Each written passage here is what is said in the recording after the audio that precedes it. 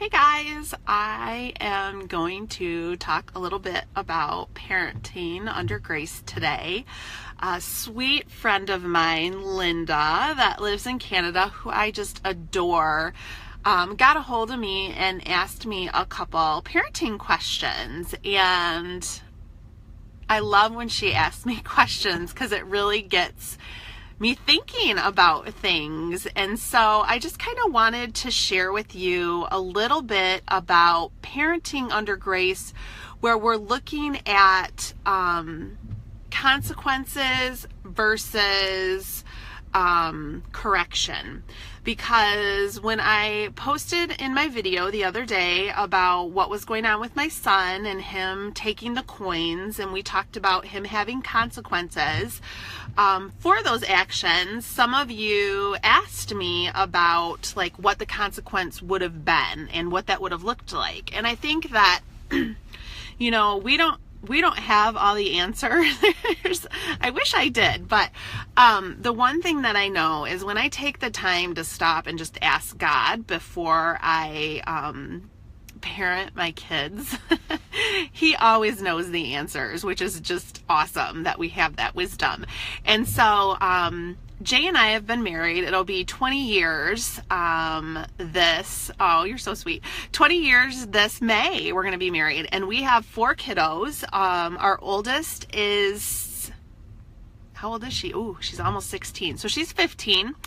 And our youngest is going to be 5 on March 2nd. Yay!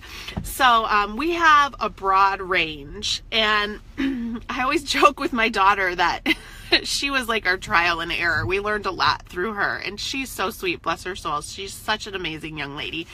But with parenting, what I really wanted to focus on is one of the things that God has shown us, and we've been through and read a ton of parenting books, and done different classes and like Love and Logic and just different things that had shaped kind of how we had parented in the past. And one thing that we found as we start to walk into this grace and this freedom, that our parenting has started to change in different ways. And one of the things is when our son or daughter makes a mistake, there is a consequence. And we don't attribute that consequence to a godly consequence. So, for example, you stole something from mom, okay?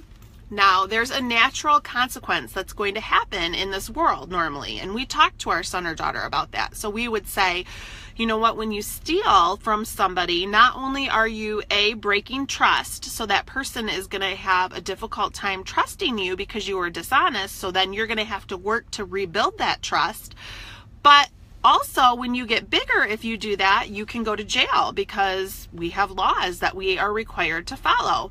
So that's a natural consequence. So that's something that we talk about that happens naturally. We never attribute that to God because God provides correction, not consequences. Does that make sense? And so what would godly correction look like? And as parents, it's our job to really show our kids that loving, godly correction. And what I'm talking about here is when my son took something, I knew that that was not my son. That is not my son's identity. He is not a thief. He made a bad decision, but that does not define who he is. What happened there is he forgot who he was. He did. He forgot the truth of who he was. And so he acted out of that lie. So my job as his mom is to remind him, which God does with us, as the good parent that he is, who we are. Remind him his true identity. And so it would look something like this, like, hey bud, that is not who you are. I know that you are not someone that steals things. You have such a kind heart for other people, and you so want other people to feel loved when they're around you, and you're so caring and kind. And when you did that, that's not what they saw. That's not, what you're showing them you are. You're not showing them the truth of who you truly are. And that would be the type of correction that we would have with him. We would remind him who he really is, because he's forgotten. And a dear friend of mine, Peter Swart, uses this analogy a lot in his teachings, where there's a village, and I don't remember where it was. I'm thinking it might be South Africa, because that's where he's from, where if someone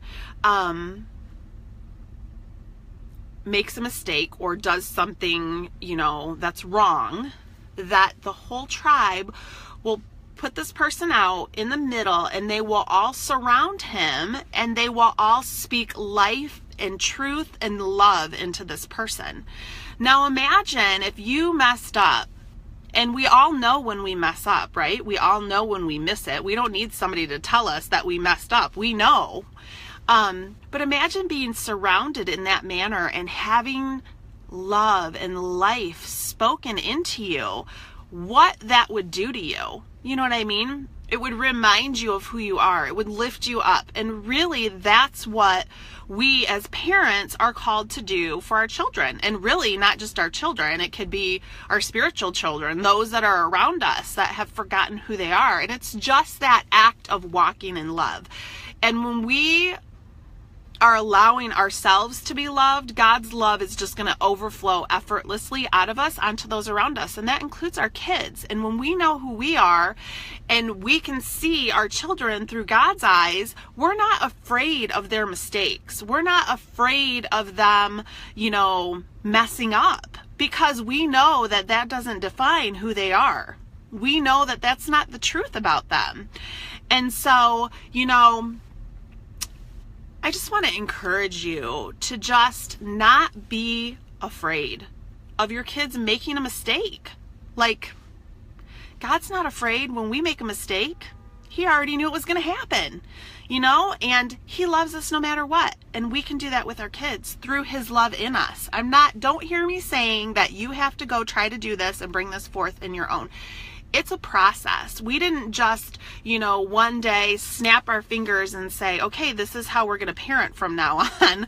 That's not how it works. This isn't something that we're doing in our own strength. This is something that's come about out of the revelation of God being a good father, of God loving us, of God not being afraid of us making a mistake, and truly understanding who we are. And as parents, we're helping our kids, number one, hopefully hear the voice of the Holy Spirit for themselves, right? Because he is always with them. We are not always with our kids. We are not going to be there to be able to protect them. God is all the time, and he loves them even more than we do. And so we can trust him in that, and we can trust him to take care of them. And so, I forgot where I was going right there. Lord, what were you having me say there? Oh, that we're not always with him, or we're not always with them, so they need to know how to hear for themselves. And I can tell you that this can start 3-4 years old. They can start hearing the Lord. My 4-year-old hears the Lord. He gets words for people. They have the same Holy Spirit that we do in us. So don't discount them being able to hear based on their age. It's really just helping them realize that they're already hearing, because we can all hear for ourselves. And I can tell you that my son knew that what he did was wrong. And I can tell you that he heard the correction of the Holy Spirit. He heard the truth of who he was, not just from mom and dad, but also from the Spirit that lives in him. Mom and dad were just reinforcing what the Spirit was already saying in his heart. Does that make sense?